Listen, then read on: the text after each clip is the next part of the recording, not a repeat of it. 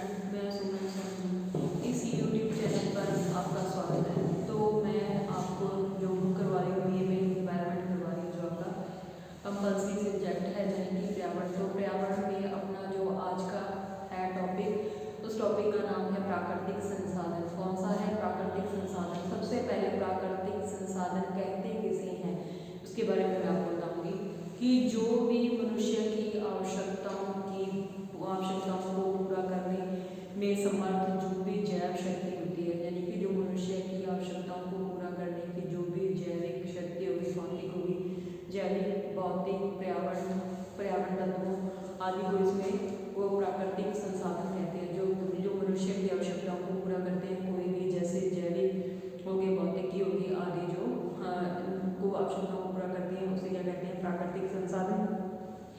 प्राकृतिक संसाधन वह प्राकृतिक संपदा है, प्राकृतिक संसाधन है वो वह प्राकृतिक संपदा है जो कि प्रकृति के रूप में जो प्राकृतिक रूप से उपस्थित होती है, जो कि प्राकृतिक रूप से उपस्थित होती है तथा जिसे कृत्रिम रूप से, जिसे कि हम जो प्रकृति द्वारा यानी कि हमें नेचर द्वारा जो भी प्राप्त होता है, नेचर से हमें प्राप्त होता है, और उसे कृत्रिम रूप से क्या होता है? न उपजाया जा सकता है, न उपजाया गया हो, कि ऐसी प्राकृतिक संपदा जिसे प्राकृतिक रूप से न उपजाया गया हो, जबकि जो हमें प्रकृति से मिले हुए अपने एनवायरनमेंट से मिला हो, अपने वातावरण से, प्रकृति से। तो प्राकृतिक संसाधन जीव जगत व वनस्पति की कौन कौन, जैसे कि आपके प्राकृतिक संसाधन के अंतर्गत जीव जगत हो गया, वनस्पति हो गई, जगत में काम आने वाले ऐसे स्रोत जिन पर उनका किया जाता है, उनका जीवन निर्भर होता है। किसका? मनुष्य का, जीव जंतुओं का, वनस्पतियों का आदि का, जिसके ऊपर जीवन निर्भर होता है, उसे क्या कहते हैं? प्राकृतिक संसाधन कहते हैं। उदाहरण के तौर पे मैं आपको बताती हूँ, जैसे कि प्राकृतिक संसाधनों की, जैसे कि जंगली पौधा हो गया। कोई भी जंगली पौधा है उसे न तो कोई खाद देता है, न तो पानी देता है, बल्कि वह पौधा क्या होता है? पुनः चक्रण से दोबारा उग जाता है, कि न जो है तो उसको किसी के द्वारा खाद दी जाती है और ना ही उसको पानी दिया जाता है, बल्कि वो खुद दोबारा उपजाऊ हो जाता है प्रकृति के कारण। उसी के उदाहरण के तौर पर जैसे कोई जंगली जीव जंतु हो गया, तो वो भी अपन क्या करता है? प्रकृति द्वारा ही उसे जो भी पेड़ पौधों से वे अपना भोजन ग्रहण करके वो अपना जीवन यापन करता है। तो ये क्या हो जाते हैं? सारे प्राकृतिक संसाधन हो जाते हैं। इसमें जैसे कि मानव की शुद्ध जलवायु, जैसे शुद्ध जलवायु होगी, प्रकृति हो गया, प्राकृतिक रूप से अपना जीवन निर्वाह कर सकता है। मानव शुद्ध जलवायु और प्राकृतिक रूप में उपस्थित जिससे भी गंध, फूल वगैरह होते हैं, अपना उससे गंध पर अपना जीवन जी सकता है। किंतु मानव सिर्फ जीवन यापन के साधनों का उपयोग नहीं करता, कि मानव है जो सिर्फ वह जो अपना इन सब चीजों से जो भी ये हो गए प्राकृतिक साधन हो गए, फलों से भी अपना जीवन निर्वाह नहीं करता उनसे, बल्कि उनका क्या करता है? दोहन भी करता है। उसके बाद जैसे कि आपका जो प्राकृतिक संसाधन है उनकी प्रवृत्ति कैसी है? नेचर ऑफ नेचुरल रिसोर्सेज, प्रवृत्ति उनकी, जैसे कि जैसे जैसे हमारी जनसंख्या में क्या हो रहा है? वृद्धि हो रही है, वैसे वैसे हमारे जो प्राकृतिक संसाधन है उनका क्या हो रहा है? दोहन बढ़ता जा रहा है। अनियोजित दोहन से कई प्रकार की समस्याएं हमारे सामने आ रही हैं, जैसे कि पेड़ों का काटना हो गया, पहाड़ों का काटना हो गया, जीव जातियों का विलुप्त हो जाना हो गया, और वनस्पतियों का जो क्या है? नष्ट होना हो गया। इन सबसे जो परोक्ष प्रभाव के रूप में जो हमारी उर्वरता, जो भी ये वनस्पति वगैरह कम हो रही है, इससे क्या होता है? हमारी जो भूमि है, हमारी मिट्टी है, उसकी क्या हो रहा है? उर्वरता कम होती जा रही है। और जो हमारी खनिज संपदा है, खनिज संपदा भी हमारी खत्म हो रही है, क्षीण होती जा रही है। और मौसम के जो हानिकारक परिवर्तन हो रहे हैं, मौसम में अनेक प्रकार के जो हानिकारक परिवर्तन हो रहे हैं, इसके कारण भी हमारे सामने बहुत सारी समस्याएं आ रही हैं। इन संसाधनों को ये जो हमारे प्राकृतिक संसाधन है, इनमें से कुछ संसाधनों की पुनः प्राप्ति की जा सकती है, जो कि कभी भी समाप्त नहीं होते, और इस आधार पर इसे दो भागों में बांटा गया है। पहला भाग है सर नवीकरणीय या नवीनीकरणीय। पहला भाग इसे नवीकरणीय, पहला हो गया आपका नवीकरणीय या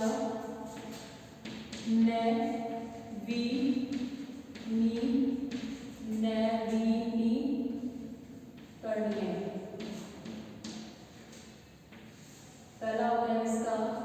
नवीकरणीय या नवीनीकरणीय।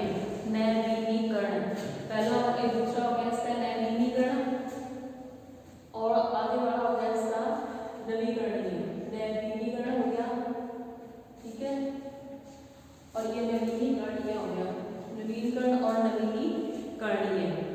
तो नवीनीकरण में देखो इसमें नवीनीकरण में इसमें देखो पहले नवीकरणीय या नवीनीकरण पहले इसमें आपको मैं 1 नंबर नवीनीकरण के बारे में बता रही हूँ कि नवीनीकरण वो होता है, नवीनीकरण योग्य साधन वे साधन है जो हमारा नवीनीकरणीय है या नवीकरणीय है, वे योग्य साधन है जो या तो प्रचुर मात्रा में उपलब्ध है अथवा उनका क्या है हो रहा है या क्षय या वो कभी खत्म न होने वाला प्राकृतिक संसाधन है। कि जो हमारे नवीनीकरणीय है, जो संसाधन है नवीनीकरणीय या नवीकरणीय, वे संसाधन है या तो वो प्रचुर मात्रा में उपलब्ध है और नए ही वो क्या है कभी खत्म होने वाले हैं प्राकृतिक संसाधन है, जहाँ जिन्हें हम क्या करते हैं वैज्ञानिक तकनीकों द्वारा हम उन्हें क्या कर सकते हैं पुनः प्राप्त कर सकते हैं और ये कभी न खत्म होने वाले संसाधन है। कौन से नवीकरणीय या नवीनीकरणीय साधन, जैसे कौन कौन से साधन होंगे आपके, सौर ऊर्जा होगी, कौन कौन से होंगे, जैसे आपके इसमें मैं आपको बता रही हूँ सौर ऊर्जा नवीकरणीय में कौन कौन से आते हैं, सौर ऊर्जा होगा, सौर ऊर्जा होगी, सौर ऊर्जा के बाद आपका आ जाता है इसमें वायु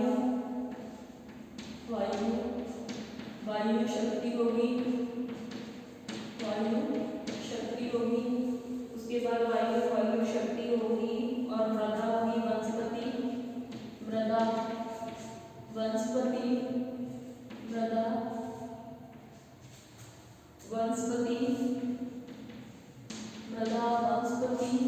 कौन से होगी, सौर ऊर्जा, वायु शक्ति होगी, मृदा होगी, वनस्पति होगी, जल हो गया, समुद्री ज्वार भाटा हो गया,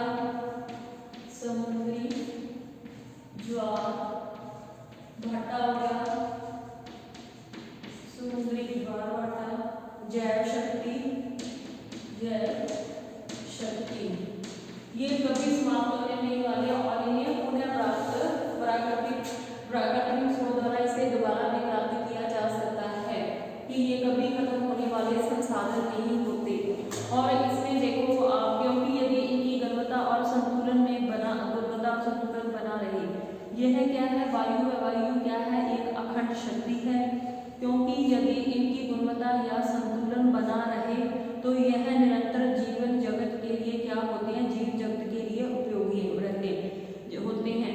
अगर इनमें क्या है निरंतरता बनी रहे, लगातार चलते रहे और इनमें क्या है संतुलन बना रहे और यह जो हमारा जीव जगत है उसके लिए बहुत ही उपयोगी होते हैं।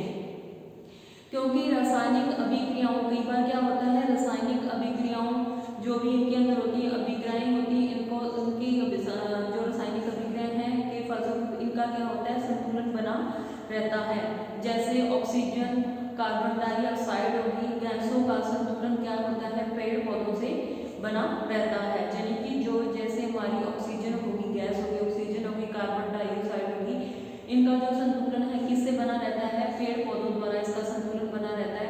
तो नाइट्रोजन का संतुलन है जो फलीदार पौधों से बना रहता है, जैसे ऑक्सीजन और कार्बन डाइऑक्साइड का तो पेड़ पौधों से बना रहता है और जो हमारी नाइट्रोजन का संतुलन फलीदार पौधों की जड़ों की उपस्थिति जीवाणु कर सकता है। और नाइट्रोजन का उपयोग जो होता है योग्य अर्थात यौगिक जो पृथ्वी की उर्वरा शक्ति को बढ़ाते हैं, यानी कि जो हमारे पेड़ पौधे होते हैं, पेड़ पौधों की जड़ों में जीवाणु वगैरह होते हैं वो क्या नाइट्रोजन का उपयोग योग्य होते हैं और ये इसकी जो हमारी इसकी उर्वरा शक्ति, मिट्टी की उर्वरा शक्ति को बढ़ाती है कौन सी गैस नाइट्रोजन।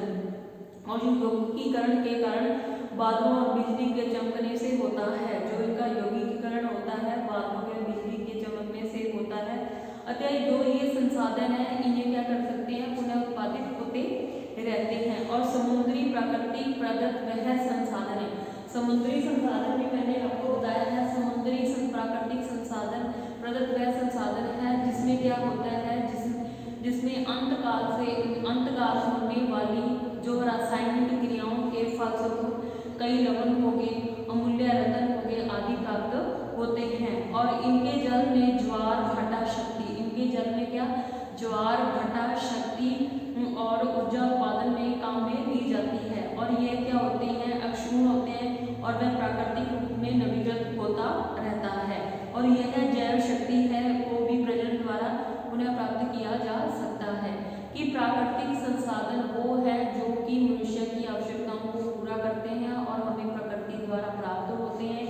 जैसे आपको बताया था वायु, जल, मृदा, भूमि, ये सारे हमारे क्या हैं, पेड़ पौधे, जीव जंतु, ये सारे हमें प्रकृति द्वारा मिले हैं। और ये सारे प्राकृतिक संसाधन हैं और इनको हम दो रूपों में बांट सकते हैं। जैसे पहला मैंने आपको नवीकरणीय बताया था, नवीकरणीय संसाधन वे संसाधन होते हैं जिसका कि हमें पुनः प्राप्त कर सकते हैं। लेकिन अनवीनीकरणीय साधन कौन से, अनवीनीकरणीय, दूसरा संसाधन कौन सा है,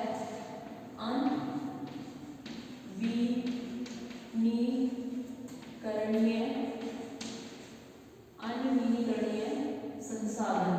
पहला तो था नवीकरणीय संसाधन, दूसरा है अनवीनीकरणीय संसाधन। इस संसाधन के अंतर्गत ये संसाधन है, वे संसाधन है जो कि हमें प्रकृति द्वारा प्रदत्त होते हैं, प्रकृति द्वारा हमें नेचर द्वारा मिलते तो हैं, किंतु जो मनुष्य द्वारा अत्यधिक दोहन के कारण ये क्या है, धीरे धीरे खत्म होते जा रहे हैं। यानी कि जो हमारे नवीकरणीय संसाधन है उन्हें हम पुनः प्राप्त कर सकते हैं। लेकिन जो अनवीनीकरणीय संसाधन है वो उनको क्या है, मनुष्य का अत्यधिक दोहन के कारण ये क्या है, धीरे धीरे खत्म होते जा रहे हैं और ये पुनः प्राप्त नहीं किए जा सकते। उदाहरण के तौर पे मैं आपको बताती हूँ कि जैसे भूगर्भ में होने वाले खनिज पदार्थ, जैसे कि भूगर्भ में होने वाले खनिज पदार्थ जो हमारे हैं कौन कौन से, जैसे कि कोयला हो गया आपका, कोयला जैसा ईंधन इसमें की है समाप्त होता जा रहा है। तो कोयला खनिज पदार्थों की खानों का क्या है, इतना दोहन हो रहा है, ये दोहन हो रहा है कि इनके जो समाप्त प्रकृति होने की स्थिति, यानी कि खत्म होने की स्थिति कैसे कगार पर है ये कोयला। तो भूगर्भ में उपस्थित खनिज जो हमारे अनगिनत वर्षों की भूमिगत अभिक्रियाओं से बनते हैं, यानी कि कई अनगिनत वर्षों की जो हमारी अनगिनत जो भूगर्भ में प्रक्रियाएं होती हैं उनके उन प्रक्रियाओं के माध्यम से जो बनते हैं और इनकी जो पुनः प्राप्ति नहीं असंभव है, पुनः प्राप्त हम नहीं कर सकते, इनको दोबारा नहीं बना सकते। और जो पेट्रोलियम पदार्थ जहाँ हमारे, जैसे कि अब हमारे पेट्रोलियम पदार्थ का भी क्या है, क्षय के बारे में भी हमारी जो आकांक्षाएं हैं वो क्या है, निरंतर व्यक्त की जाती है, क्योंकि ये सभी जो हमारे प्राकृतिक प्रदत्त है, ऐसा है कि ऊर्जा के स्रोत है जो कई वर्षों से जो हमारी भूमि के अंदर भूगर्भीय जो हमारे कार्बनिक अभिक्रियाओं से बनते हैं तथा निरंतर दोहन के कारण ये कम होते चले जा रही हैं। तो मैंने आपको इसमें बताया है, एक तो जो हमारे प्राकृतिक संसाधन क्या है उसके बारे में बताया, दूसरे हमारे प्राकृतिक संसाधन दो प्रकार के होते हैं, नवीकरणीय या नवीनीकरणीय, दूसरा अनवीनीकरणीय। नवीनीकरणीय वे संसाधन होते हैं जो कि जैसे आपका हो गया सौर ऊर्जा होगी, वायु शक्ति होगी, मृदा, वनस्पति, जल, समुद्री ज्वार भाटा आदि, ये किसमें आते हैं, आपके नवीकरणीय संसाधन है। और नवीकरणीय संसाधन वे संसाधन है जो कि हमारे भूगर्भ यानी हमारी धरती के नीचे पाए जाते हैं, भूगर्भ में पाए जाते हैं। और जैसे कि आपका कोयला हो गया, कोयला जैसे ईंधन आदि जो कि इनका अत्यधिक दोहन के कारण इनकी समाप्ति के कगार पर हैं। उसके बाद जो आपके प्राकृतिक संसाधन है, मुख्य प्राकृतिक संसाधन कितने हैं, आपके टोटल 6 मुख्य प्राकृतिक संसाधन हैं। कौन कौन से हैं आपको मैं बताती हूँ। पहला है आपका वन संसाधन, पहला है आपका वन संसाधन। वन संसाधन के बाद आपका लगता है जल संसाधन, 2 नंबर आपका है जल संसाधन, 3 नंबर आपका है खनिज संसाधन, खनिज संसाधन संसाधन। 4 नंबर आपका है इसमें खाद्य संसाधन, खाद्य संसाधन।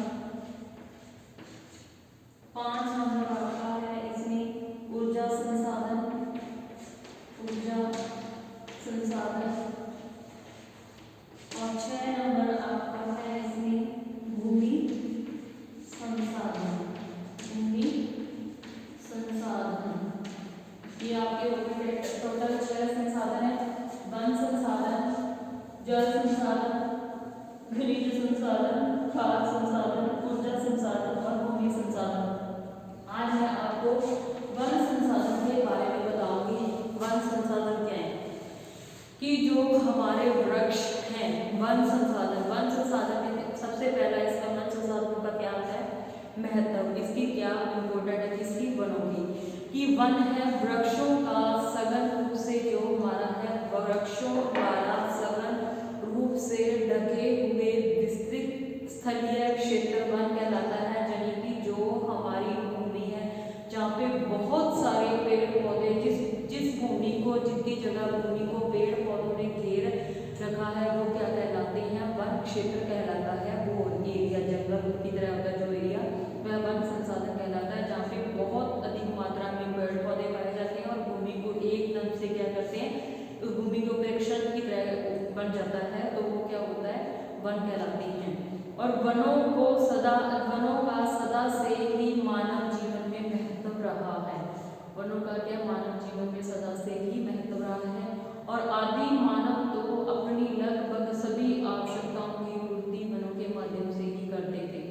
जैसे कि वो लोग वनों से अपना भोजन, कपड़ा, आवास आदि को पूरी तरीके से पूर्णतः इन पर निर्भर ही रहते थे। और जो आज हमारा मानव जीवन है, मानव जीवन जीव जगत वनों की क्या कर रहा है, वनस्पतियों को कई प्रकार से निर्भर है। और वनों को हम नित्य उपयोग में आने वाली वस्तुएं प्राप्त करते हैं, जैसे कि हमारी होगी इमारती लकड़ी होगी, जलाऊ लकड़ी होगी, दूसरा ये इमारतें बनाने के लिए लकड़ी का काम, लकड़ी इमारतें वगैरह बनाते हैं उसमें लकड़ी काम आती है। जलाऊ लकड़ी ईंधन के रूप में काम करते हैं, लकड़ी का कोयला बनाते हैं। प्लाईवुड हो गया, बांस, बेंत, लुगदी, सेलुलोज, लिगन, ये अनेक प्रकार की खाद, फल फूल, पत्तियां, पशुओं के लिए चारा, अनेक प्रकार की औषधियां, अनेक प्रकार के यौगिक गोमूत्र, पदार्थ का तेल, रेशेदार वस्तु, ये सब चीजें हमें कहाँ से प्राप्त होती है, वनों से ही प्राप्त होती है। तो ये आपका हो गया वन का महत्व। उसके बाद जैसे कि आपका जो वन है, ये संसार में जो भी हमारी बड़ी बड़ी परियोजनाएं चल रही हैं, उद्योग हो गए, उद्योग वनों पर आधारित होती हैं। और वनों से प्राप्त जो हमारी लकड़ी, रेल के डिब्बों जैसे अगर घरेलू फर्नीचर, मकान, पेटियां आदि बनाने के काम में आती है। उसके बाद इसके अतिरिक्त जो हमारा वन है निम्न प्रकार से प्राकृतिक संतुलन बनाने का कार्य भी करते हैं। जो हमारे वन होते हैं वो हमारी प्रकृति का संतुलन भी बनाए रखते हैं।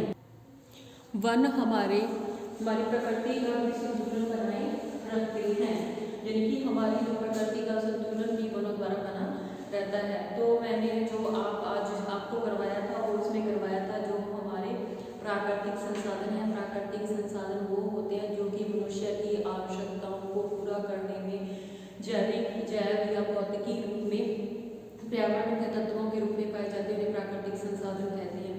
प्राकृतिक संसाधन में प्राकृतिक प्रदत्त या संपदा है।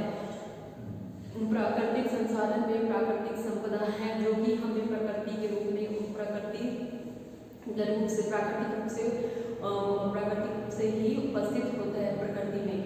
और तथा यह जिसे हम कृत्रिम रूप से उपजाया नहीं जा सकता, यानी कि जो हमें प्रकृति द्वारा ही प्राप्त होते हैं, हमें उन्हें कृत्रिम रूप से उपजा नहीं सकते, वो हमारे होते हैं प्राकृतिक संसाधन। प्राकृतिक संसाधन के जो हमारे जीव जगत हो गया, वनस्पति जगत में काम आने वाले ऐसे स्रोत हैं जिन पर हमारा जीवन निर्भर करता है। और जैसे उदाहरण के तौर पे मैं आपको बता दूंगी कि जैसे कोई जंगली पेड़ पौधा हो गया कि हम उनको जंगली पेड़ पौधे को कोई भी जल खाद वगैरह नहीं देते, वो प्राकृतिक द्वारा खुद ही दोबारा उन्हें उत्पन्न हो जाते हैं। इसी तरह जो जंगली जीव जंतु हो गए।